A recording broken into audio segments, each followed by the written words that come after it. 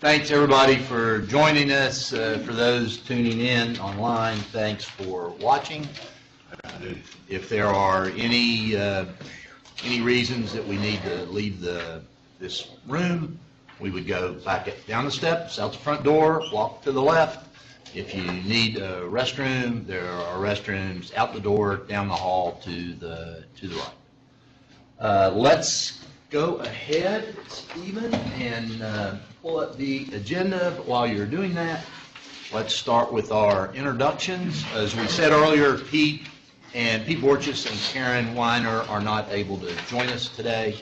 But Chip, why don't you tell everybody who you are? Chip Boyles with the Thomas Jefferson Planning District Commission and MPO. Morgan Butler with the Southern Environmental Law Center. Eddie Giles, Professional Movers Incorporated. Mark Graham, Albemarle County. Satindra Huja, Mayor Charleston. Chuck Lebo, Lebo Commercial Properties. Brad Sheffield, Albemarle County Board of Supervisors. Jim Talbot, City of Charlottesville. Henry Weintraub, Consultant to Express Car Wash. Joel D'Annunzio, VDOT Charlottesville Residency. John Lynch, Culpeper District. Debbie Messina, Philip A. Shuket Company. John Nunley, Better Living. Hi, John. How are you? Lou Hatter, Communications Manager, VDOT. Dave Covington, VDOT Charlottesville Residency. Stephen Davis, VDOT Central Office. IT. And I'm Philip Shuket.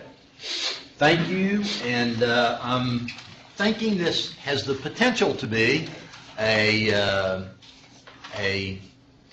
rather brief meeting. We don't have a heavy agenda today, but we'll certainly stay as long as necessary. The agenda's in your book. I know your other notebooks are really getting crammed full. VDOT was kind enough to provide some new notebooks if you want to transfer material. There's new tables coming in. Your new tables we got to work on next year. Well, this one's about fixed, thank you. Oh, you got, This one is good. oh. So do I. Yeah, maybe we finally got through. Let's just go on into the presentation, I think, Stephen.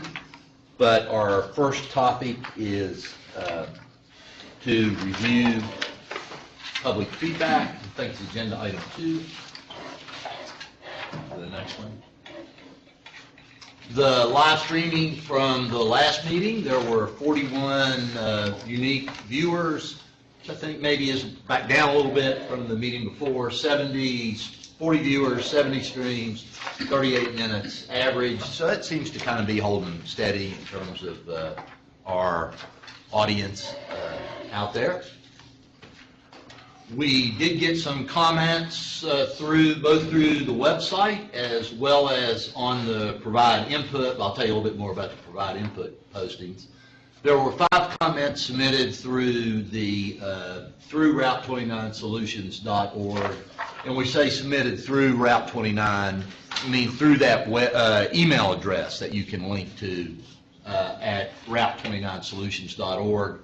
There are now 105 total input postings. That's up from 99 at our last meeting, but it's me and one other gentleman. I think we traded like 4 notes, and there was a comment from a lady that VDOT thanked them for. So while it might be 6 more comments, it wasn't that much. It wasn't 6 more new postings. The general comments that have been submitted, 4 people wrote in opposing RIO, 2 supporting a bypass, 1 supporting a GSI hydraulic. Some of these are starting to get very familiar. I don't know if they're the same people or not, Lou. Do we know that? Not that matters. I mean, There's a few. there's some repeats, I guess. 1 believes the Berkmar extension is off the table. And I did think it was important to put a note there that it certainly is not. It's part of the package and is being delivered with actually it's one of the design build projects. And Lou, I'm going to ask you to say a little bit more appropriately about this last comment. There was one business owner that wrote in that said they were moving due to construction. I know you visited with them, and I don't think they're moving just Yeah, because of it has to do construction? with other business needs, so. Okay. Around their need for some more space. Yeah, all right. So is it moving due to construction or, but not because of the construction? It says in one line it's moving because of construction. There's my notes saying that. I don't know. Yeah, that's just a note that in italics that I put, that they're moving, Email that but, that I received, or we received at Route 29 Solutions was that they were moving because of the construction. But when I went out and visited with them, they explained that it was really a matter of they'd outgrown their space and they needed to look for a larger space. I was confused. So, next page there. This is the report on the feedback, from the feedback portion of the last meeting. We talked about the U-turn and crossover at Myers Drive, and there was some concern about that first right from Myers Drive up into Rio Hill, and you asked us to look at possibility of directing trucks to the rear access. VDOT is going to work with Carter Myers Automotive and Riley Hills Shopping Center regarding the placement of appropriate signs, and I know that's a private road, but we'll figure that part out. I think the concern there, as I recall, was the turning radius and grade up into Rio Hill. Karen asked us about developing a drive-through video perspective for Rio, just meaning instead of, in addition to the flyover, a view as if you were actually in a car, and we chased that down. It's going to cost in the 30 to 40 grand range, but it's going to be developed, and we should have that before the end of January. And that'll give you a perspective of a car driving through the underpass, that trip, as well as the perspective of a car on the local lanes.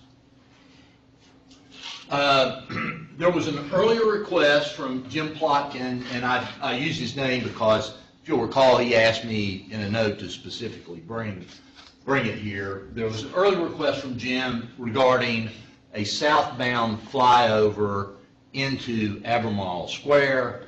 We said we would bring you a preliminary concept back by either the December 4th or the December 18th meeting. We can take a quick peek of that. I'll just point out that we have it developed. We'll see just kind of conceptually what that would look like. The cost is in the $10 million range, but it's not part of what would be moving forward as a VDOT project or as part of the design-build project. Dave, would you mind just taking us through conceptually here a bit? Sure. This, I know, is a little tough to see. North is, if you're looking at the screen, north is to the right. The street that you see with the name on it there is Myers Drive. Albemarle Square is down here. Yeah. What you see here shown in the median of 29, it's a little bit, again, difficult to see because of the projection, but you can see the proposed retaining walls in this location. So this is superimposing this conceptual layout on top of the proposed condition for the Rio grade separated intersection. We've shown it in the median of Route 29 because this is not a highway project that is for a public use other than to serve one single parcel. So we cannot acquire a right-of-way from other private property owners to serve one property. So we've shown a concept in the median. And it's a structure that begins, if I remember correctly, about here, climbs grade, makes a turn, touches down into Albemarle Square here, approximately where their existing entrance is. And their entrance would require some reconstruction. Excuse me. The bridge would end approximately right here. This would be retaining walls coming down or MSE style walls that all the fill is in the middle of. So there would be some visual impacts to the businesses in Albemarle Square. also some visual impacts from the other side. But this is about the minimalistic design that we can come up with and still provide a safe facility. We've also shown down here, these are some typical sections, a little bit difficult to see at this scale, but you can see the retaining walls there and how they're set up. I think that's the majority of the information. Yeah, the profile's on the next sheet. Yeah, if we can go to the next sheet, we can see the profile here. This symbol here just shows the retaining wall. So we see the retaining walls on each side coming from 29 South going up, and then the bridge over the northbound lanes. Actually, if you can back up to the previous slide for a moment, there is a couple of other things to point out. I do want to point out this is a pier on either side. The piers would be located in the median of Route 29. There would have to be a span structure between those piers to support the bridge over 29. So it would look like a beam crossing over the northbound lanes supporting the bridge. So you go back to the other slide. Thank you. Again, this is just giving a depiction. This is the approximate location of Route 29 as it goes over. Oh, excuse me, that's this here. And then touches down on the other side. So as far as impacts to other right-of-way, there are no impacts with the concept that we've shown, but there are some impacts to operations, rather minimal, as far as people coming out of the through lanes and the local lanes and having the structure there might be a little bit confusing. It might slow traffic down a little bit, but it does separate the entrance traffic from that. And again, they'd have to reconfigure the right-in, right-out entrance to Albemarle Square. Thanks, Dave. I promised Jim that we would just take a look at this conceptually. I think that promise has been fulfilled. I will send this information to him for whatever use he would like to make of it. It's not something that we would plan to deliver with public money as part of the project, though, and I'll let him know that as well. Okay, Stephen. Those were the only items that we had from the panel feedback portion last time. So we are at that place again where if there are any issues or items you would like to get on the table now for consideration in January, this is the time to do it. Does anybody want to start? We can start with Pete's question about the money, Chip, the extra MPO money that was discussed last night. Why don't we just explain that a little bit? Pete sent us an email. I only had a chance to look at it briefly. Pete sent us an email saying that he wouldn't be able to be here today, but he had two questions in that email. One had to do, I guess, with an MPO meeting last night. Yeah, with the termination of the western bypass in the long-range transportation plan, there's excess funds available for designating towards projects, and it's probably best for Chip to explain why those funds exist and how it all works through the plan, because it's not real money. It's not right. I wouldn't say. I think it was 2020 to 2040 time frame, the way it was stated. Right. And so it was discussed at the MPO meeting last night, just to explain more of the procedure. It was not a discussion to say, hey, here's some newfound money, what are some new potential projects? It was more just to go through the policy of, here's some money that has been freed up that could go towards some of the existing identified projects, either in the long-range transportation plan or to move up any projects from the visioning plan into the long-range transportation plan. So what it may do, and quite frankly, when we did the numbers and we shared with the MPO last night, a number of projects that are included in the long-range transportation plan are not fully funded. So they've been prioritized without full funding. It may be very likely these funds will go to complete the available funds for those projects so that they might be done quicker. Chip, would it be appropriate, and it may not be, but my read of that article was that this was a discussion about future allocations. It's not current allocations. No. It's not money. The question I was asked was, gee, do we get to keep this money? And I tried to respond appropriately to someone else who asked me, he said, this is money you don't have. Right. It's future allocations that would not need to be directed to the bypass. That's it, and that we would begin to look at this as the long-range transportation plan is updated next time. I think another aspect of the article that was confusing, it makes it sound like this is money that's left over from the bypass having been canceled. Correct me if I'm wrong, Chip, but I think the money results from the fact that Berkmar and Rio now are fully funded. Right. So the money that has been allocated to those projects, the long-range transportation plan, which is now paid for in the 6-year plan, that's the money that's been freed up. It's not leftover bypass funding or anything like that. No. The article seems to miss the mark on that.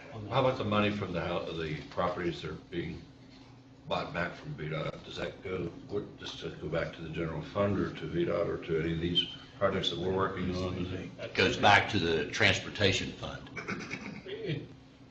Yeah, it's a good question to get some clarity on if that's going to be offered back up to this locality or not. Because right now, the expectation goes back all the way to the state. Yeah. For them to repurpose. That was kind of what I wondered, does SB2 start to come into play, and does that have to be reprioritized against all the other state needs? After July 1st, 2016. And then Pete's other question, I figured it's not worth discussing because he's not here to articulate his concerns, but I just It wanted looked to make- like one, looking at it real quick, if you want to read it, that's fine. It looked like one I needed to talk to Mark about. Yeah, it seems like something you'll need to go into. I thought the MPO one was relevant to just recent discussions, but his other question was, it appears that the sidewalks on Route 29 Rio are right up against the roadway with no boulevard or street trees. I've never looked at this, but it's a good question. Albemarle County has a very specific requirement for these, especially in the entrance corridors. I know that the project is tight to fit inside the existing right-of-way, but the omission of this appears to be significant interest to many in our community. I got the sense from those I spoke with that this boulevard and street tree application is equally important from a safety and aesthetic point. Maybe Morgan or Chuck could probably speak more about the requirement of the county. Probably more appropriate. Does this fall into an A or B aspect? Actually, this isn't a question of regulatory consistency, because that doesn't come into the picture. If it was a project being developed on private property along the frontage of those entrance corridors, yes, it would come into play. But the road itself doesn't. Similarly, if they were subdividing property, there's a requirement for creating a right-of-way that includes the sidewalk setback and a planning strip there. But that doesn't apply to existing road projects, and there's a number of rezonings where that's come. So this is really consistent, but I think to his question, it may be more of one of the intent of those architectural standards, and is that being followed?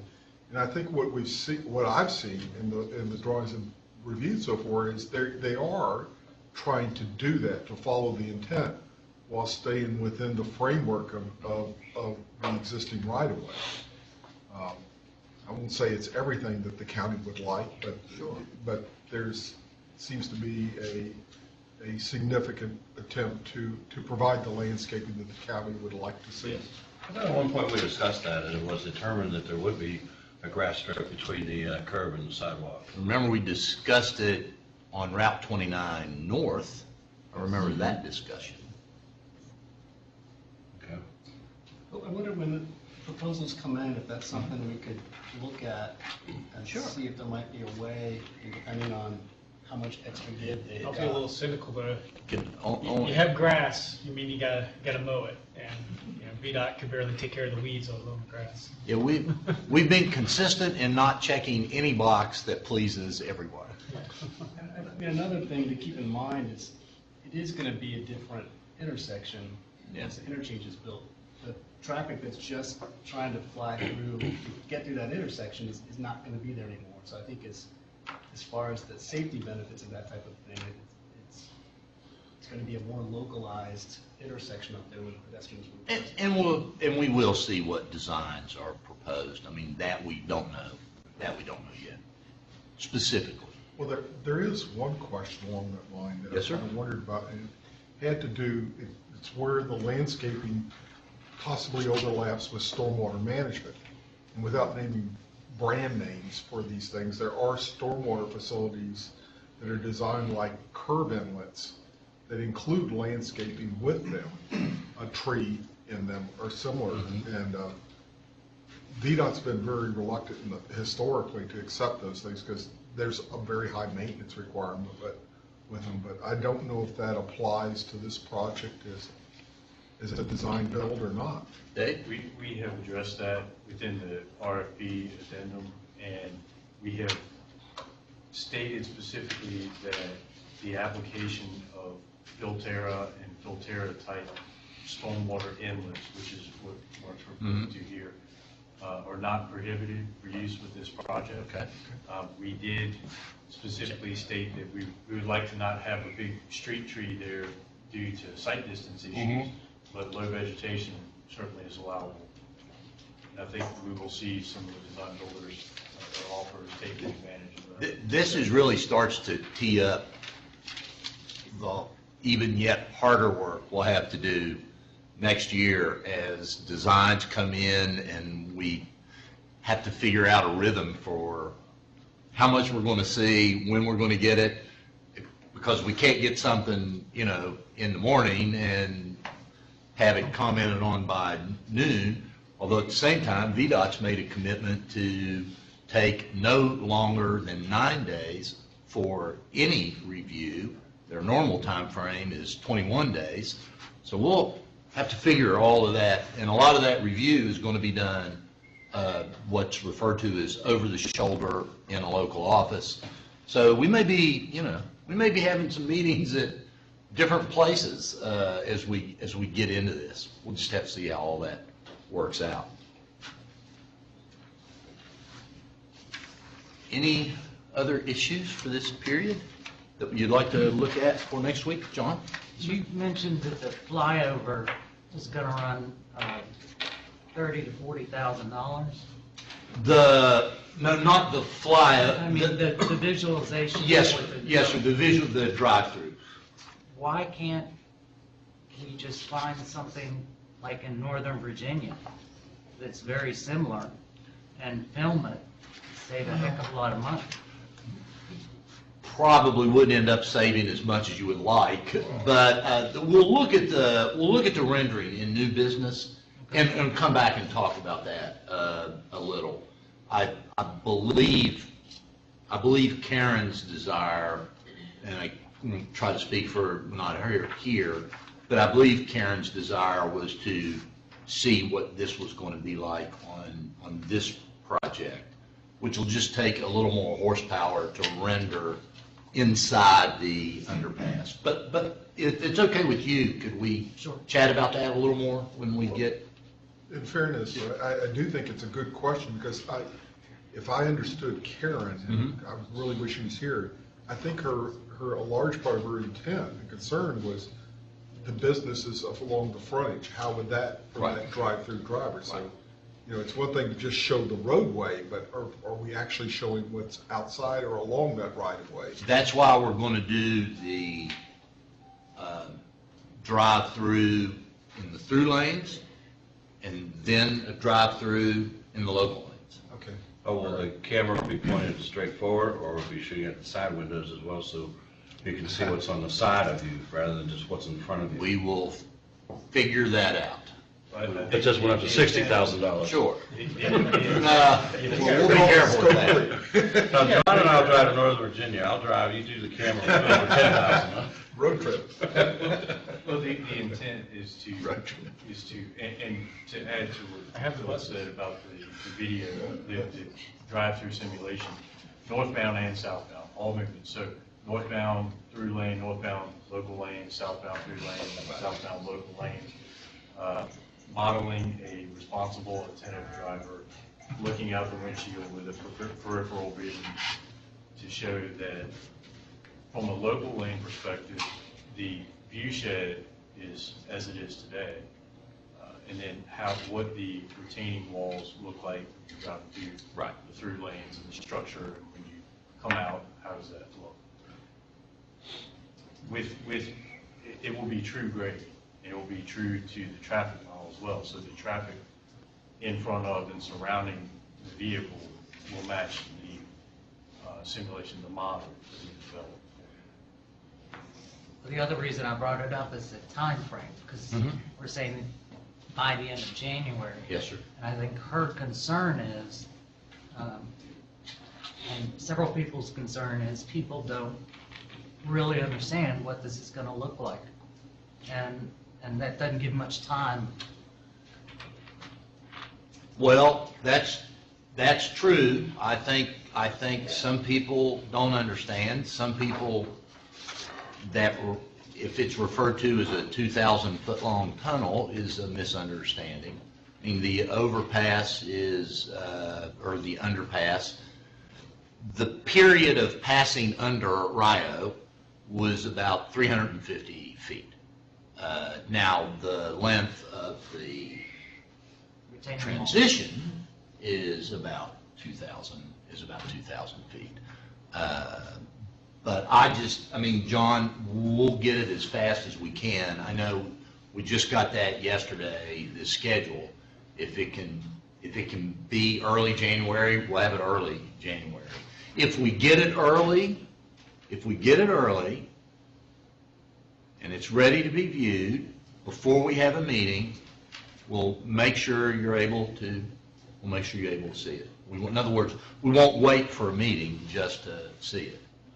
Just so I'm kind of clear with the timing, I mean, but regardless of when we get it, it would mostly be used to help us maybe give comments on what may be able to be done in the design stage. Because I don't want to think that, well, if it gets it early, it may change decisions about the interchange. No. So a week or 2 weeks or a few weeks, it's going to be used more to say, okay, maybe we do need signage here or a change in the design, but not for the interchange. We're not waiting on a decision to go forward to get it. Okay. But we made a commitment. She was asked for it, and after some discussion, VDOT's agreed to develop it, and I think it'll be a good tool. I think it will be good, in a large part, just from what John said, is, this is what it looks like. That may absolutely change no one's mind on either side of the issue, but that it would be a fair representation of this is what it'll look like. So these things, in spite of the world of supercomputers, they still take a lot of processing time, and the time that needs to be spent rendering inside the underpass is, it's more than a small effort. And that will incorporate the detail, I forget what the Virginia dry stack? Right. Oh, absolutely.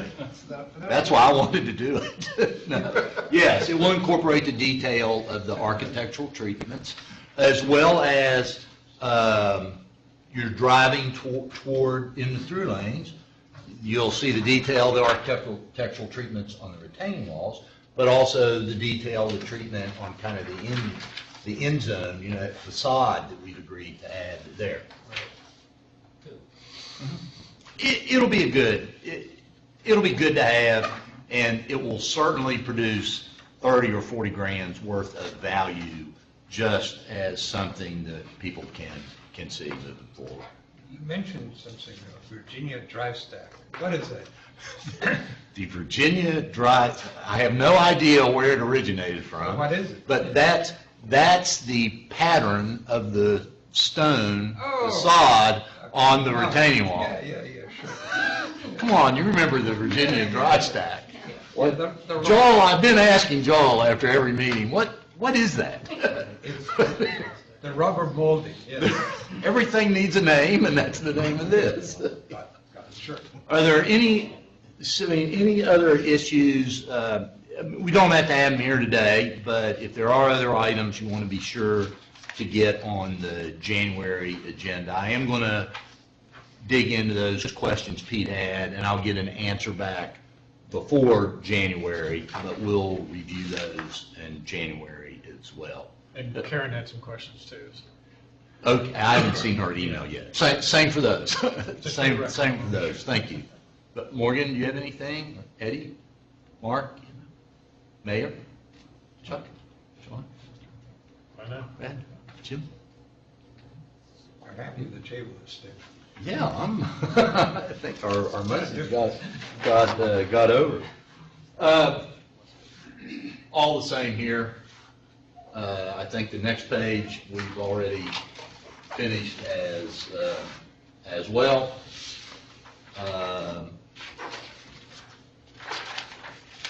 Yeah, these are our next series of key dates leading up to a notice to proceed. So when we meet again, will you be sequestered then, Dave? Or do you know what the schedule is yet? We received the technical proposals January 6th. There's a meeting to distribute the proposals on the 7th. Okay. The team is sequestered the following week on the 12th through the 14th, and on the 15th, the team will score the proposals. Okay. I do want to be clear, because it's important to me to be clear. I played no role in the evaluation of these proposals and played no role in the evaluation of the statements of qualifications. Once a contractor is selected and a contract is awarded, we're going to get to know each other real well. But I've keeping an extremely long arm at my choice and at VDOT's choice out of the procurement process. That's important. Once a contractor is awarded, will they have a representative join our meetings? Yes, there's a requirement in, whether it was in the RFP or the addendum, but there's a requirement that they be available for these meetings. And my view of that is that they're here. I don't believe we should be having a meeting and saying, well, the next meeting, we need a contractor to come in. Let's have them have a representative here, and a responsible representative that can, respond to issues we have. So if you're listening, put that in your price proposal. While we're at it, you better have the quality and professionalism of Dave. I think the bar is pretty high. The bar is pretty high. Philip as well. I said Dave. Thank you, Henry. Yeah, it's okay. Thank you. Enjoy the holidays. Yeah. Open my present by yourself.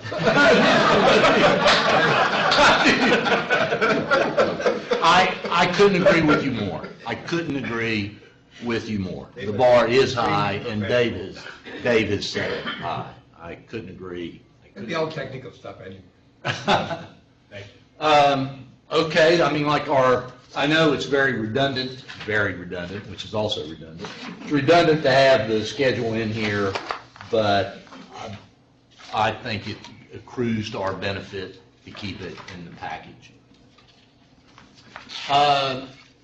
We have a revised maintenance of traffic graphic. It was really a result of a suggestion that Pete made. Graphic designers kind of have a balance between what looks good and what provides information. And Pete had a question that, well, we see the new graphic with the Myers Drive U-turn, but what about all these other entrances? It really doesn't say whether or not they're open or what kind of movements take place. Pete and I discussed that. Frankly, I think that was on Friday. And he strongly advised that we add those other movements And Lou took care of getting that done for us with a person in the VDOT's central office. So it's on the website, it's in your packet, it's revised to show not only the turning movements these are the maintenance of traffic movements now at Merchants Tire and Byers Drive, but it includes all of the permitted turn movements on Route 29 and Rio in the project area. And we're really finding that this single graphic is an important tool. Lou, in addition to Dave, Lou Adder is one of the most important people on this project, and Lou is spending a considerable amount of time with his feet and face planted in the stores with business owners who have a lot of questions. And as Lou is able to meet with them one-on-one, again, while people may or may not change their opinions about certain things, they're able to get a lot of issues cleared up. And there certainly have been some misunderstandings about entrances that were going to close or intersections that were going to be closed entirely. That is going to continue through this project. That personal one-on-one interaction with Lou is real important. And I know in the county, Lee is also providing a lot of that support. Can I ask a question Yes, on sir. the drawing? Yes, sir. It showed if you were going northbound, then you could take a left onto Berkmar there at the Jiffy Lube. And I thought it was going to be, that was solely for the purpose of letting emergency vehicles come through and go out. The Berkmar temporary crossover provides movements in all directions. Okay. The emergency vehicles will have a preemption device that if they come out, they're able to change that signal and preempt its cycle so that they move through. When you say movement in all directions, you won't be able to come out of Berkmar on 29 and take a left to go north. Yes, you will. You will. Yes, you will. But That wasn't stated at first. Yeah. At first, it wasn't. It wasn't at first. It's been in there for a while. I'll tell you where that came from. Eddie, you better It get came some from the October good traffic. 14th design public hearing. One of the trainers, I don't know if that's the right word, an employee of ACAC was asking a lot of questions about how to get back there and pointed out that if that movement were permitted, it would be helpful in terms of, and I'm not suggesting that she supported the project, I'm just saying she made a comment about providing that left turn so that if someone did use Berkmar as a detour, they could make that left turn and make the right back into ACAC. And that's been added. So that's a full movement, temporary crossover that'll be in place during a 103-day period, and then it comes out. That's good. Thanks for asking a question so that it's clear. Appreciate that very much. And just to be clear, where we've got U-turns on the Myers Drive one, we will not have U-turns at the Berkmar one? No. No. Right, Dave? That's correct. All right. So if you're heading south on 29, you can't make a U-turn at that. That would get you to Rio East, so you can't do that. If you're heading south on 29, you would have to make the right and then come down Berkmar if you wanted to do that. You'll be able to make a U-turn at 29th Place, however. Right. Yes, at 29th place, you Permanent could. signal. Yes, Right. yes, Okay. yes. Just trying to Good- make sure. Good point, Lou. Good point. These are handy. If you want some copies of these, rather than printing them yourselves, you can let me know, or you can let Lou know, and get them. Some business owners, correct me if I'm wrong, some business owners have asked for a few of these to make available to their customers so they see how access is going to be maintained for that 103 days. And actually, I think the next slide is the graphic, so we can just move. Unless there's any more questions on it, we can move past that. Mark suggested that we review Secretary Lane's charge to the panel back in July the 10th. For the first panel, he came and delivered a charge in person, and then we shoot him out of here so he wouldn't end up just being the subject of a bunch of questions and answers. For this panel, he issued a charge. Those while he didn't speak them, those are his words he gave to me, and we had these. You had these on a slide at our July 10th meeting, which was our first meeting for the second agenda item. And the charge he gave was to advise VDOT during the development and delivery of the Route 29 solution package projects on matters regarding design, environmental permitting, construction, maintenance of traffic, and public safety. And his intent at that time was that this would not be a panel that just saw things up to a contract, but followed the project through the construction phase. But those, if you look back at if you still had your July 10th notes, you would see that on the slide as agenda item 2.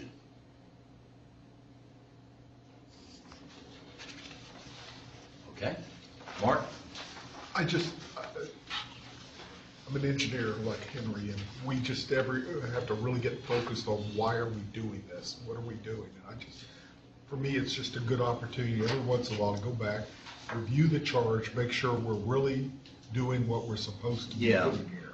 And so, I appreciated you asking for it, maybe on a bit of a personal note, because in some meetings I've attended, folks will say something like, well, we had a good discussion with you, but then you went to the panel meeting and it's the same old thing. Well, the panel meeting is to do this. So that's why we're here. It doesn't mean that nothing else is important, but every 2 weeks, this is our job. And I thought it was important, particularly because it was our last meeting of the year, to look just a little bit at how well I believe you've done this job. It's not small potatoes. You made some comments during the RFQ stage, and go ahead. You made some comments during the RFQ stage that perhaps aren't the same as through the RFP, but it's kind of where we first started. One of those comments was that the RFQ should point out to the contractors who were kind of teamed up to compete that Rio Road connects Berkmar, Hillsdale, and the John Warner Parkway, and that did get added to the RFQ. You mentioned that, Brad.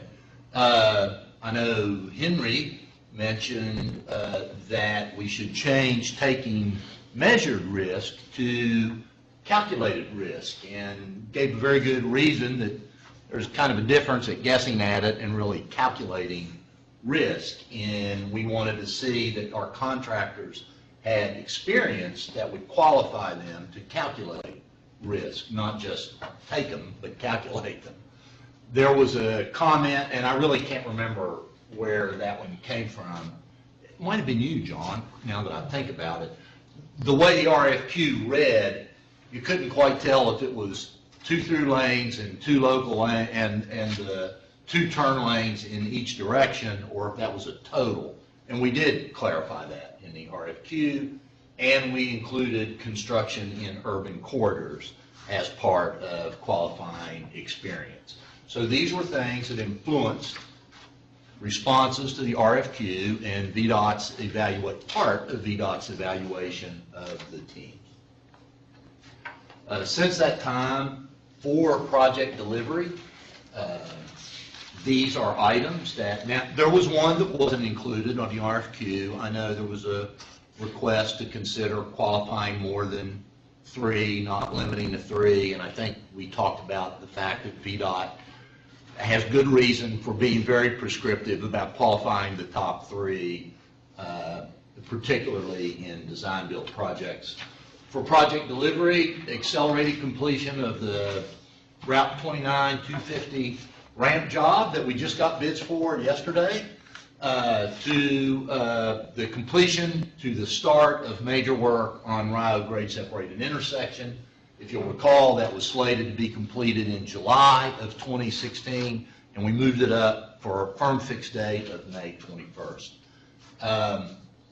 We talked about the Hillsdale South extension and said that rather than move that forward as a construction project, it really ought to be part of this whole study, and whatever may come of it, if anything, hydraulic, and we did that. We adjusted traffic counts.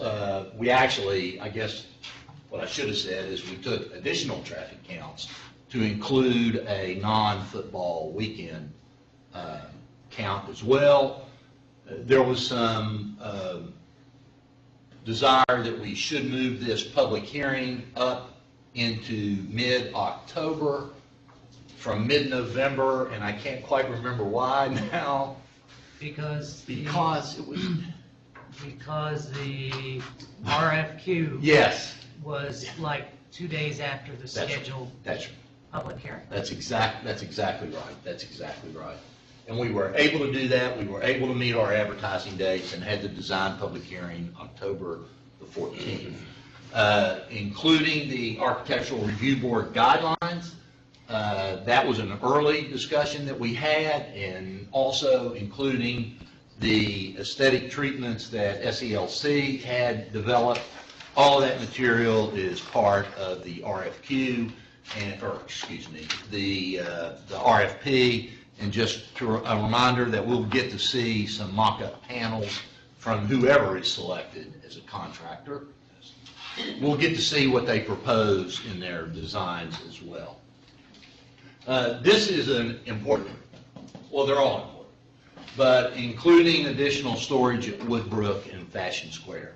That came up and took a look at it and said, wow, yeah, that's a good comment, and we just went ahead and did it. Adding the multi-use path on Route 29 widening. We had 2 sidewalks planned. Was the mayor said, do you need 2 sidewalks? Can't we have a multi-use path?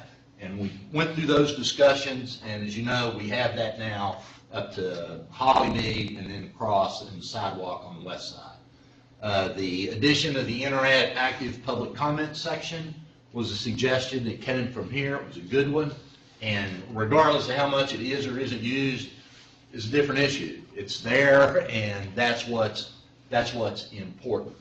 And the point there that was made was that where people were willing to engage in a public discussion, let's give them a venue to do that. We were 2 weeks shy of having a stark white noise wall on the Best Buy project, the Route 250-29, I'm sorry.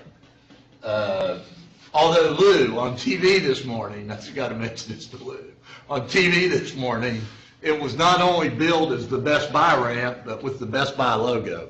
VDOT's not supposed to advertise business. So, Lou, I'm the least of your worries, man.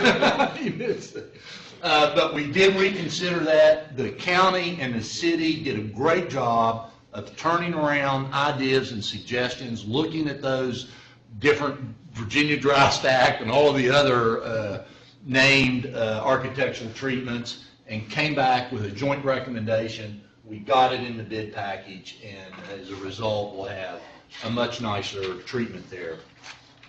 The addition of the crossover on Rio West was something that kind of went by us. And there again, John, I think that was another one you mentioned, or Chuck mentioned, that it's great that you can get into Merchant's Tire, but you won't be able to turn left and get out. And we've got that temporary crossover in there. And Lou has visited with merchants, and I think it's fair to say that they certainly welcome that break. Chuck asked about existing Berkmar pavement and making sure that that's ready for the detour period. And we've got Mr. D'Annunzio's name beside that one, and he's going to make sure that gets taken care of before we get into the Rio grade separated intersection. I think that's the list. Sure. Yeah. So, I just want to point out that as I see that, that's an impressive list of changes that have been made as a result of the recommendations that have come from this panel, thanks to the hard work that Philip's done, thanks to VDOT for being open to considering these ideas. I just want to stress, going back to our mission, these are important changes that we've made. I think if we can stay focused on our charge, which is to provide constructive suggestions for these projects and try to improve them, leave the debating of the projects for another arena outside of this room, the more we can focus on our charge, the better we can make these projects. And so I ask everyone to try to keep that in mind in the new year as we continue to move forward with these panel meetings. We've made significant improvements to these projects, and I think we can make more, provided we can have that be the primary focus of these meetings. I agree with that, and I think that's been our primary focus, so we're making progress. It's impossible to say how many of these we may or may not have ultimately picked up inside the project team, but I can say with certainty it wouldn't have been all of them.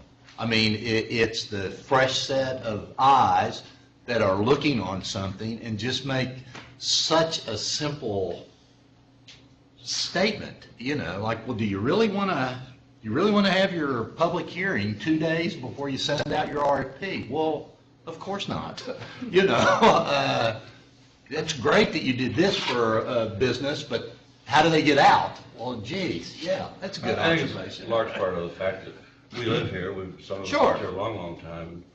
We drive these roads and we shop at the places, and we're Well- very, very familiar with traffic patterns, maybe more so than folks that don't live here. So that's why. I'm going to move. I'm getting to Charlottesville. I think I have one, yeah. No, it really, I think it's a product of that. I think it's a product of smart people coming together and working hard. And I've said it before, outside of this room and inside this room. When we've been in this room together, I think we've, for the most part, done a very good job of focusing on our charge. And we've had some good discussions about other items as well. There's no question. So to kind of end the year with a bit of a report card, I would give it a big A+.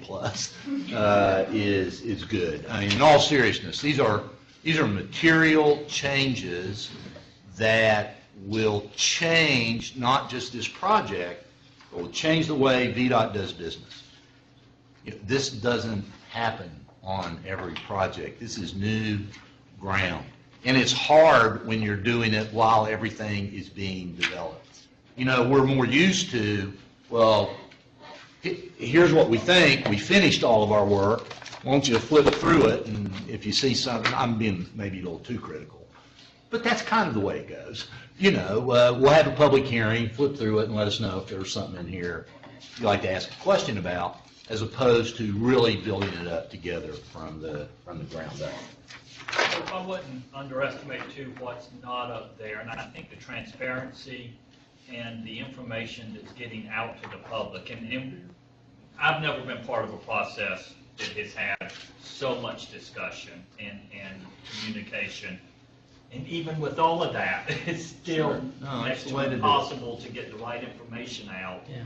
But I think that the public is seeing and they recognize they're getting a lot of information about a project that in normal process, it wouldn't have happened this way. And it doesn't show up on your list there, but I think it's a huge benefit Well, that you're this right. panel It and is. VDOT is doing. And the secretary and commissioner get, in my book, all the credit for forcing, not forcing, making sure from the very first discussion, when we met the secretary and commissioner at Panera back in February for the first panel, and he was very clear about how this was going to roll out from a process point of view. And that too, but has changed VDOT's way of doing a major part of their business. And it's good, it's good. We're not paying for it, you are. So we are, but so's the public at large. So this is good, thank you. Just had one other main agenda item, which I told you last time that I had met with Smart 29 and that they had asked me to come back for a second meeting, which we had today from 11 to, it actually went to about 1. A lot of information that has been exchanged.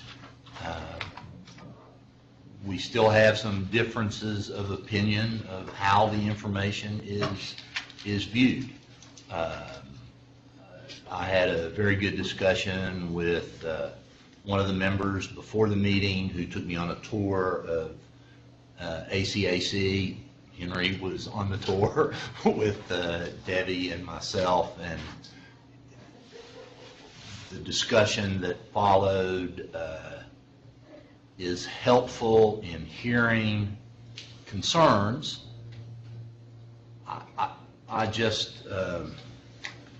I still see some things just very, very differently. But I'm going to sit down with the material that was shared today.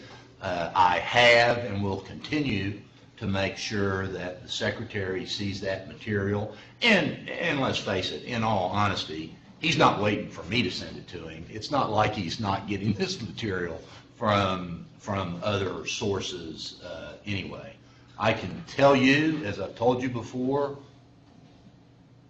with his permission, the word is we are delivering these projects. We're delivering them as a package. We're delivering them on the schedule we've set for them, and that's the job. That's the mission.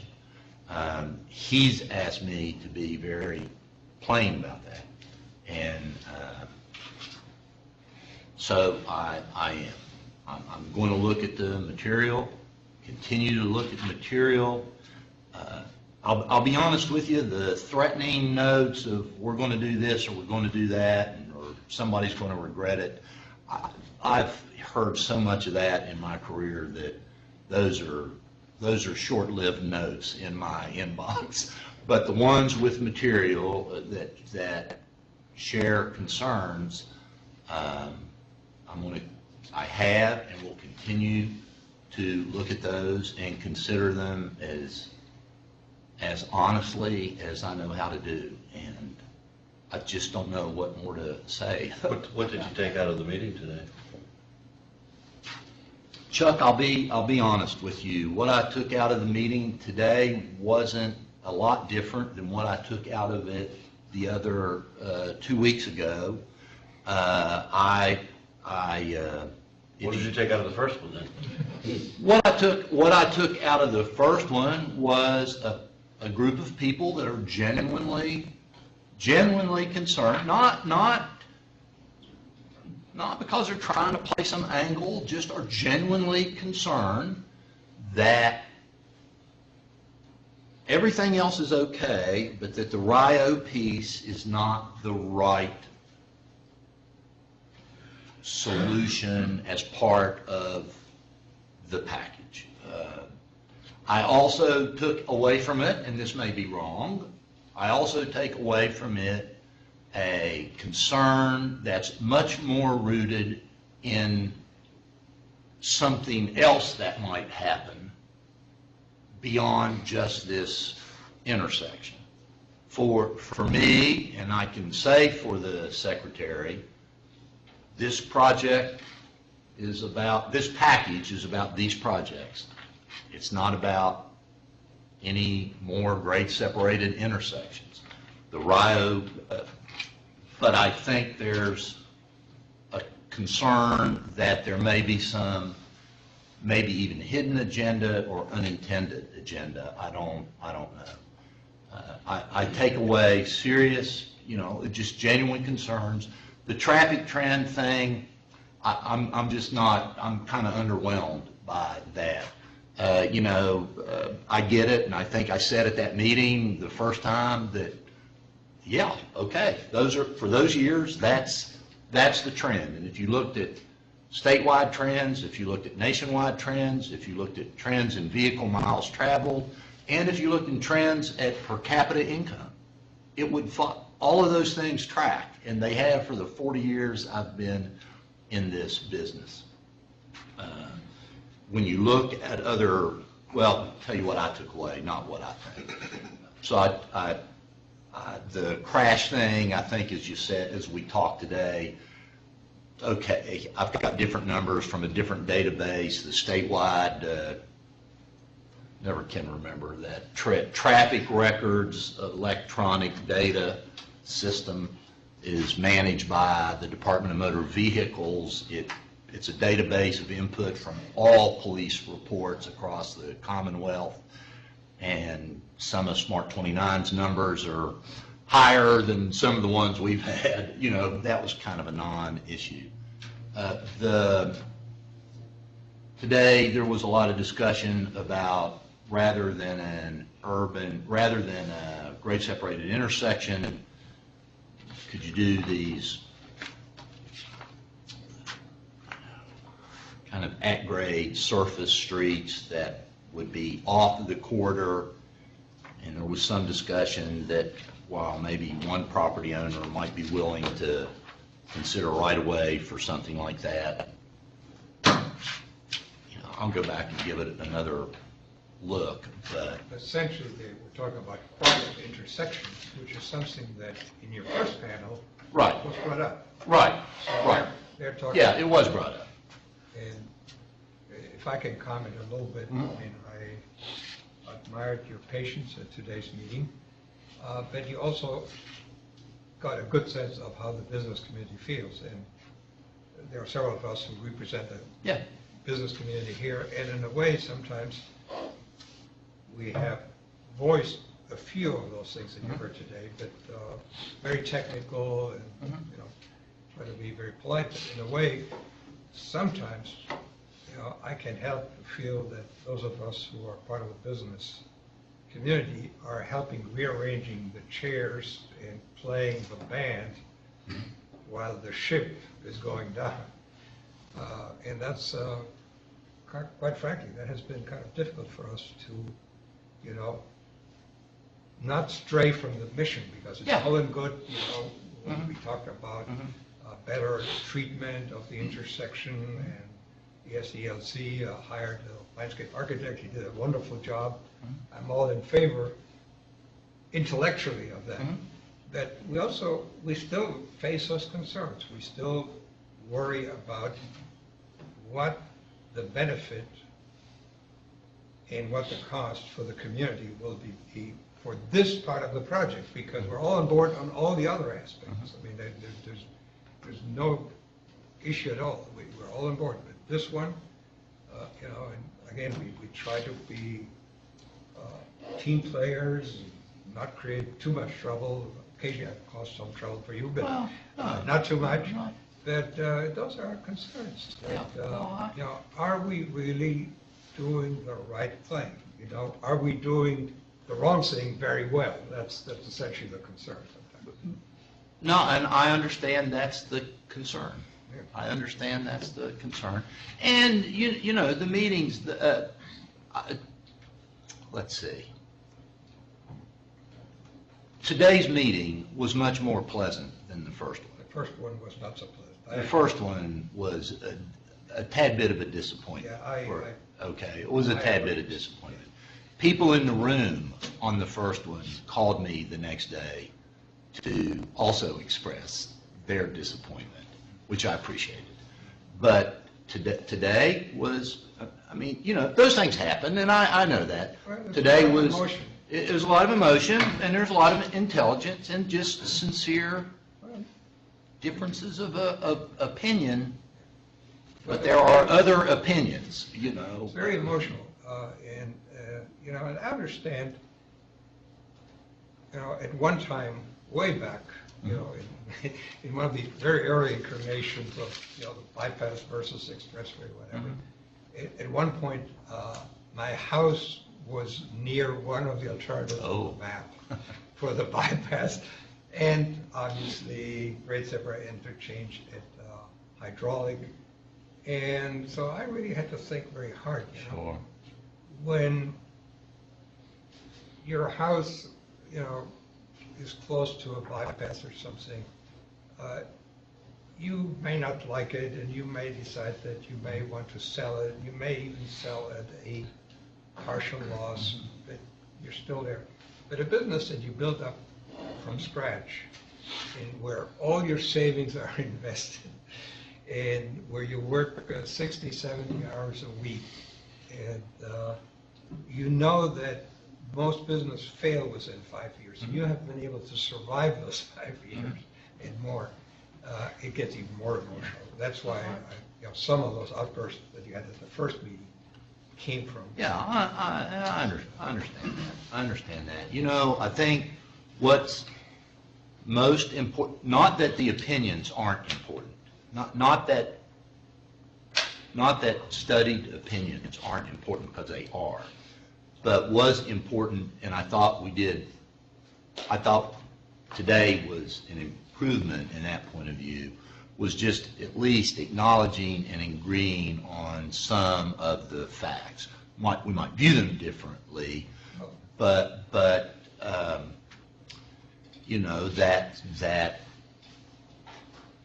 the Route 29 corridor is full of right-in, right-out entrances that will all remain. That's not diminish the importance of the intersections, and that there will be some changes at those two intersections. There never has been a question of the right-in, right-out, that they will stay. What happens is the traffic all gets throttled down, and a lot of businesses depend on traffic, and that's why they're there. Once their traffic count goes down, the viability of certain businesses starts to be very questionable, and we will see some casualties. I mean, and that's a concern. That's essentially one of the concerns. Another question those are does the community benefit enough from this project to compensate? So if you were starting to stray off of our charge again, Henry, I have your concerns, and I respect your. We had a conversation about this meeting today, and that's why I wanted to add. Yeah, and it was a give good you the full perspective of the. It was a good meeting today. Thank you. It was a good meeting.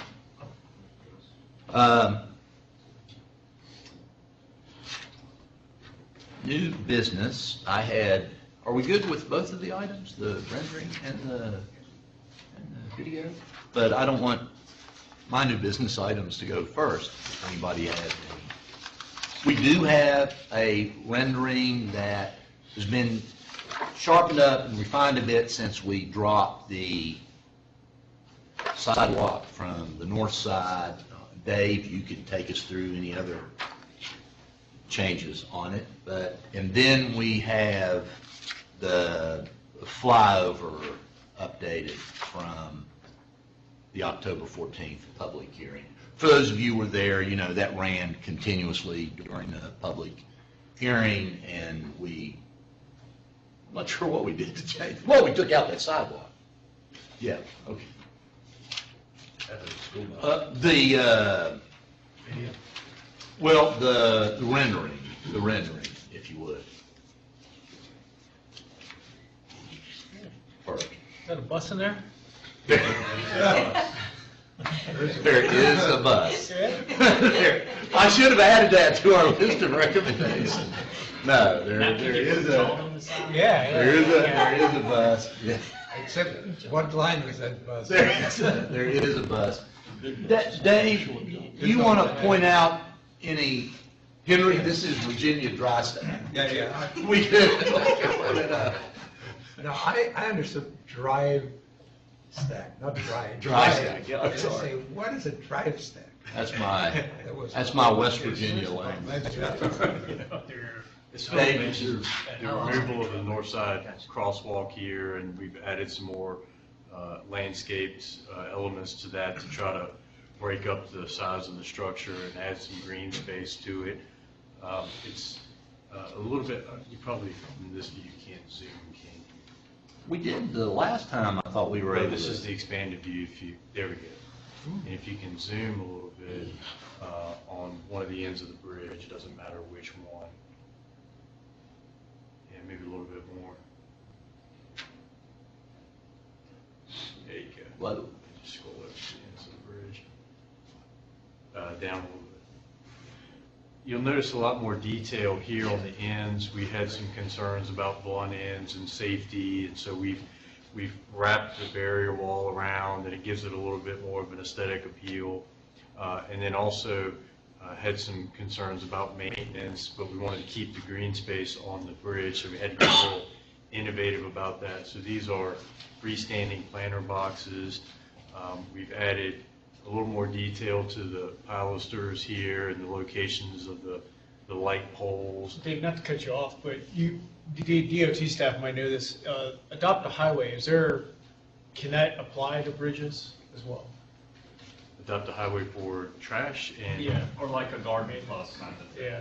Good luck getting out there on that. Yeah, just curious. Well, actually, if you zoom out again, if we go to the other side of the bridge, you can keep the same scale, but just. Can I make a comment that I think should be constructive on this thing? And I realize where it came from because you had to change things quickly. That looks to me like there is a sidewalk that kind of got blocked off. And since you got rid of the pedestrian crossing, the landscaping of that half circle that you have there probably could be worked and integrated. And maybe we got the SELC to spring for their landscape architect. I'm sure he would do a better job. Some money as well. Yeah, he would do a much better job. Well, this is just conceptual. I This understand. is just to show the kind Yeah, of thing but- and to be consistent. This will be our low ball. You see, I'm trying to make a constructive comment. No, I see. Yeah, I see. And that can be improved a lot and look much better than, right now it looks like an afterthought. Whoops. Well, if we go back, yeah, just. There's an opportunity to improve. Side of the bridge, That's all I'm saying. similar to. Yeah. So we see here, you can still see the sidewalk, the crosswalk that exists there. There's a lot of space here for a maintenance vehicle to get in and do it in a safe manner. That was one of our concerns about having this landscaping out on the bridge. There is considerable room there in that, as Philip calls it, end zone area to get a vehicle in for maintenance. With regard to the Adopt a Highway program, this may not be the best application, but garden clubs, things of that nature that maybe can be controlled a little bit better to make sure that they're doing it in a safe manner, not just driving a vehicle out and parking it here in a turn lane and doing some gardening. We also cleaned up a lot of other things that were maybe not so apparent in the previous rendering. I think obviously we've added some more detail, as I mentioned, to the retaining walls and to the barrier walls and some of the coloring on the inside median barriers to just really kind of make it reflect a little bit more what we think the vision really should be as this project develops in the future. Dave, you know, I know you're not good with color either, but this still doesn't have any tint on it, right? Yes. Or it does? Oh, it does? Yeah. In fact, Okay. you can zoom in real close to the wall. Okay. And it's not just a gray. I mean, it won't look exactly like this, but you can see some, in these wall sections, some different shading of some of those stones to make it not look like a monotonous structure. In fact, I'm sure all of you are familiar with the McIntyre Interchange project, and right now, everything looks the same color. But what's going to happen in the future as that project is completed is they will come in and stain those individual rocks to make it look like a more realistic natural wall. So that's the same intent here. So again, this, we could spend a lot of time in detailing every one of these little rocks and not get exactly what it's going to be in the future. And that's part of, as you mentioned earlier, the mock-ups that the design builder is required to develop, so that we all can go out, look at 3 different mock-ups and say, we like this one. We like the way this one contrasts and with the different rocks. So. And I don't remember the size, but these will be pretty substantial mock-ups. The intent is like a 10-foot long section of wall that is something real to look at, not just like a little carpet sample type thing. Yeah. So a lot of little changes. We've made some enhancements to pedestrian lighting. You can see pedestrian signal heads there. But I think it really just brings everything that we talked about together in one image that we can have on the website, and people can go look at it. If you zoom back out again, those of us who can picture this in our minds, I know not everyone can, but you can see what the depressed through lanes look like on either side. You can see the relative size of the structure here. But I think what's even more effective is the video. If we want to go to that now, unless anybody has any questions or comments specifically about this. Can you give us a copy of the printout of this last time? We did, and we will again. It'll be on the website. I probably can't email. Some of you will be able to get it on an email, and some won't because of the size. But we'll also have it on the website. You and Debbie work on getting it on the website. Yeah, we'll put it on the website so it'll be easy to download. I think somewhere I have an old version of this. Yes. Yes. And it's very simple. Well, before I forget, just real fast, that's a good point. I'm having Debbie and Lou work on putting all of the versions in one spot on the website for 2 reasons. One, because now I'm not comfortable that there's not version A over here and version C somewhere else. So we'll put them in one spot and date them, and you'll just be able to see the progression of the development of the renderings. But we'll definitely get them to you. Any other comments or questions on the rendering? We can go to the video. If possible, it might be good to put the date on the rendering itself. We're going to do all of that because otherwise it's very confusing. I'm confused. Yeah. I'm not that hard to confuse. But we also have a video simulation. This is an aerial simulation of the operation of Route 29 in the build condition. And this has been a work in progress as well. As Philip mentioned, this was first used at the design public hearing to help people visualize how the grade separated intersection would work. We just went through the Fashion Square. Yeah, so this is Fashion Square Mall here. We're kind of going to the north. You can see the separation of the local and through lanes down here. And this is real-time traffic. This comes straight from what's known as a VISM model, which is a simulation of the peak hour and the PM in 2040. Then you can see the vehicles going through the depression here, the local intersection level, vehicles making left turn movements from Rio, westbound and eastbound. I'll go back and talk a little bit about this area right here where we have that point where vehicles come together a little bit, but I'll give it a few minutes. Dave, I'll just point out that you're very generous with the landscaping on some of these properties. There's not that many trees that exist on some of these places. Yeah, that's cool. They haven't been in front of the ARB lately. That was in preparation for the ARB. Now here, we've got a little bit of a slowdown. That's due to the traffic signal. So we saw some people slowing down and stopping. So this You'll is notice- Woodbrook now. This is Woodbrook. You'll notice that truck, it didn't accelerate as fast as cars. There are some provisions in the software that tell it how to do that. Obviously, a truck doesn't accelerate as fast as a passenger vehicle. So you'll see the operation of 29 northbound. Here's the SunTrust Bank building here. The operation of that turning green. We've got a pedestrian crossing here. So this is a protected pedestrian phase. We had a pedestrian just cross there, and we'll wait for the green on the pedestrian phase there. Now we see southbound 29 through movement turning green, releasing those vehicles.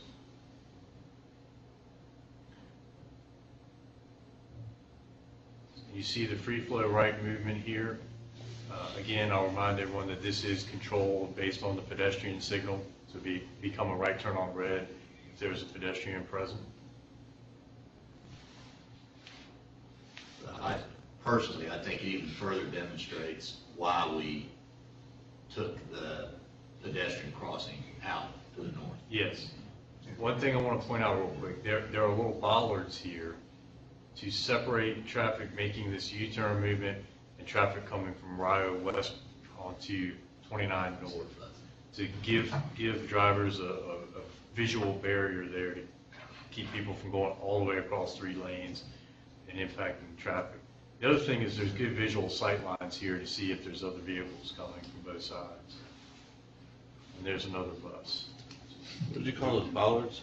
Bollards, yeah, they're narrow, attached to the pavement. I see those, they get hit a lot. You know, somebody changing. We maintenance. Are you talking about like at Pantops Bridge? Kind of over at Stonefield. Free Yes, bridge. yes, Free bridge. yes. Bill Pipes system. Rubber. Yeah. I haven't seen any John vehicle yet, Brad, what's that? John, well, we got a bus here and stuff. No, that doesn't count. 40, so it's when John's. They're in got a maintenance, bigger yeah. bus. Well, this is only 5 minutes out of the day, so. Brad doesn't care about the buses, he cares about the John vehicle. You see more Yeah, John we- buses than you see Cat, I'll say. Yeah, we There you see go. I knew you the were free right. flow right with the through movements, and how that works. But that's, again, this has been a work in progress. It's really been, You see, that's free, why do they stop from making the right turn? well, it's a free flow right unless there's a pedestrian phase there. Some people may do a right turn on red, probably when traffic's light. They may come up and just stop and take an So extra. there will be a red light there for Yeah. right turn. So it won't be a constant free. Well, then, See, that one went through free flow, this one's free flow. When that Gotcha. pedestrian signal is activated and it's allowing pedestrians to cross, that's when it will turn red. Gotcha. So it becomes a right turn on red. One of the things I noted with the northbound to 29 to Rio West is if you're a pedestrian sitting in that northwest corner, it's going to be kind of scary because it's going to, you'll see the cars, they look like they're coming straight at you, and then at the last second, they kind of turn off to the left. Can you go? If we'll get to that. Video, probably too. Or if we can watch it through again, that's fine. Yeah, I'll show you. I know it's freezing up a bit for people that are watching live stream. It's probably a lot to push through. I don't know, Steve, is there anything we can do about that? Okay, so, sorry, we we'll can- ask for your patience, but We can put we'll this- get it on the website Yeah, on as the well. YouTube channel. Yeah, on the YouTube channel. And they need to fix the date on the front. Dave, that Just- continuous right turn, is that the geometry there enough to handle a tractor trailer? I know Yes. you get that small truck there. Yes, right? it's modeled from what we call as WB67, which is an extremely large tractor trailer. That's as big as you'll see on 29. I guess when we get back, we can watch the Yeah, pedestrian. I'll show you movements. the movement I'm talking Yeah. about. Because there's a pedestrian that's actually standing there. Mhm. You watch the cars, they look like they're going right at them until the very last second. While we're waiting to get to that point, we've talked a lot about weaving. Yes. You take the distance from the existing Fashion Square Mall entrance to Rio is 0.15 miles, 0.15 of a mile. So that's the weaving distance that exists today. The weaving distance between Rio and the existing Albemarle Square intersection is 0.11 See how the cars are going right at them until the very last second, and then they kind of turn off. You talking about right here? No, go up to the northwest quadrant. Up here? Right there, the person, see how the cars, they come straight at them. That's kind of how it happens now. Yeah. Well, People are sitting out on a little island right now. I will say that, keep in mind, this simulation software, the VISM software, it is a little bit rough as far as how cars turn. Yeah. It doesn't do a smooth arc sometimes. Okay. But if we saw the VISM graphic software is it's probably even worse. It's worse. Yeah, 'cause I was looking at that with some of those cars coming through. It's kind of tight when he's making that turn like there. I mean, if the track and trailer was making that turn, he would definitely sideswipe some cars. Well, this is designed, and here comes the truck going through there now. This is designed to receive a dual left turn. And again, it's a product of the software. It kind of makes little jerking movements when they turn. There's no way around it. It wasn't intended. How many traffic lights are on that grid, whatever you call that? How many heads? Yeah, I mean, how do these guys here know which one is theirs? Well, if we can go back to the rendering and look, and there's not a lot. There's one for each lane.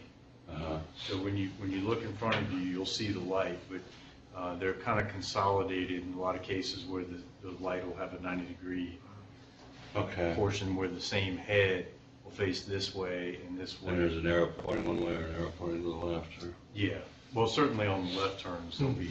Is that a design aspect that is up for? It is. Okay. It is. 'Cause This is a cool. suggestion. I've seen it in other places, and it's kind of a hard. Which light is on? The sunlight in certain times of day on this road is just unbearable. Agreed. But this is a suggestion. It is not mandated by the design builder. They're free to reconfigure this, put a traditional light pole there in these islands to find some other solution that may be better. This is just a recommendation. So,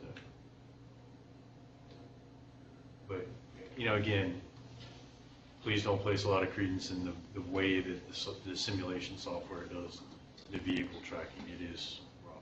Let's come back to that thing someday, not today. The traffic, whatever they call it, metal grid, we'll talk about that some other time. Yes, we will. That'll be part of what we'll get to review. I do want to finish that weaving discussion, and I don't want to take it down necessarily, but I know we're getting some notes from people that are watching live that this is freezing up the live stream. But could we go back just for a minute and kind of freeze it where you see the existing Fashion Square? We have one kind of pretty good distance. It's going to be very good bit further back. Probably near, yeah, something like that. No, isn't that Fashion Square? This is Fashion Square. Yeah, That's the separation. let's get it about right here. Okay, go ahead and stop. No, keep going.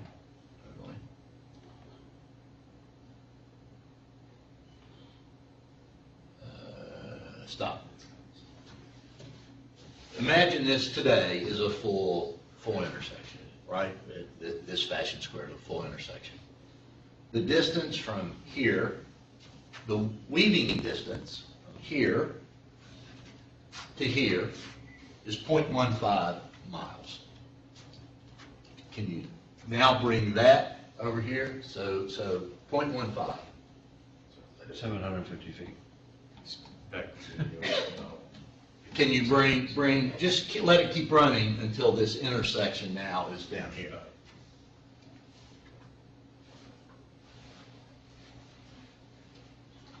was 0.11 mile. You're not weaving yet, you haven't had a chance to shoot. The way it is today, the way it is today, if you were to come out of Rio and wanted to turn left, you would cross traffic. Or if you come out of Rio and we're headed to Albemarle Square. Okay, if I want to make a turn left on that intersection, okay. You would, right. So 0.15, 0.11. That car just got hit. I don't think we can take it. See this point, Stephen? Just kind of get it over on the left margin. Yeah, but you're going to have to stop it. Stop it now. We don't get to Woodbrook. When this is completed, the distance where the through lane comes back up to grade with the local lane, the distance between here and the next full intersection is 0.3 of a mile. It's 3 times longer than the existing weaving distances, and that's not counting. You know, we've talked a bit about, well, what if somebody is in the left lane and wants to go to Wendy's? Well, we're not even counting those movements. I'm not saying one's good, one's bad. I'm just saying that the weaving distance from, and I'm glad we brought it up and talked about it, the weaving distance from what will be this area where everything comes back up to grade to Woodbrook is 0.3 of a mile. And we talked, I think, 2 meetings ago about those percentages. The red flag sort of is that, hey, if 30% of the traffic is doing something, crossing lanes, that's kind of a caution signal. We're 10%. We're 10% or under with 3 times the distance. And that's the nuts and bolts of the weaving analysis. Excuse me, but you cannot start weaving where that red car is, because you still have the lane separated, at least by markings on the blacktop. You really can only start weaving somewhere where the median concrete ends. That's a spot where you can start. The barrier ends back here. Yeah, I understand. You can start here. But the lines. And people will. It's a solid line. There are 2 solid lines that you would be driving over. Some people will do it, I'm sure. Well, they'll logically up in here, they'll probably be starting to cheat back into that area. But I think, Yeah, that's a point. correct me if I'm wrong, but I thought we measured from this, Yeah, you have to measure from that point on. from the end. Oh, we did measure from that Yeah. point. We did measure from that point. Even though We did measure back from here, that. you're in Yes. the same grade. We did measure from I'm that. glad I corrected you so you can measure. I'm glad you corrected me. We Yeah. did measure from that point. I'm glad you corrected me. Thank you. We did measure from that point exactly.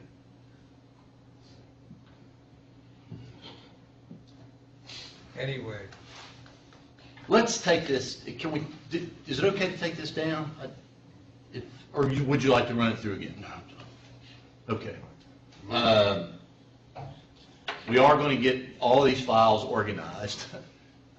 We don't have to retain the older ones, but I think we should on the website.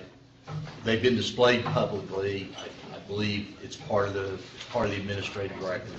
We should retain it, but let's organize it. put it like into archives. And just have the Because current. the worst thing that can happen to anybody, Yeah, I agree. and this happens even in construction, you're supposed to be on revision 4 of that drawing, and you're building it to revision 2. That's never happened. No? It only happened on my blast. No, that's a good point. We'll put them in one place, but the old stuff will be archived or something in a separate special section. folder, All so that you just get to these without being One confused. of 3, 2 of Yeah, without being confused. So you don't That's wind very, very good. wind up looking at something that has been superseded, and you just don't know it. No, good, Now that- very good, very good. I suffered with a lot of that. I don't have anything else. Well, John, you want to wrap up? Brad? Merry Christmas, happy holidays. Yes. Jim? happy holidays. Chuck? Merry Christmas and Happy New Year. See you next year. Yes. Mayor? I just wanted to say, I knew you weren't going to tout your own horn under the accomplishments, but I think you've done a wonderful job of herding cats here, so. Meow. Some of them have claws. Some have fangs. Eddie? Merry Christmas and Happy New Year, everybody. Just to follow up what Mark said and what Chip said earlier, I just appreciate you having an open door, the panel members, but more so just to the community at large, being willing to go the extra mile and meet with groups and businesses and individuals to make sure that we're getting the accurate information out there. We all truly appreciate it, regardless of what side of these projects or project we may be on. I think this community is really fortunate that you're helping us with these, so thank you. I agree. Even if, before I did something good, yeah, they've done a good job. Hey, everybody has. I appreciate these folks that come out here every day. Absolutely, yeah, absolutely. The people that come out, the people that watch, will be rolling into an interesting year. But everybody stay safe and enjoy the season. And the same for our buddies at VDOT, although I will see them probably as soon as tomorrow. Stephen, peace out, man. Thank you. Thanks. Merry Christmas, see you.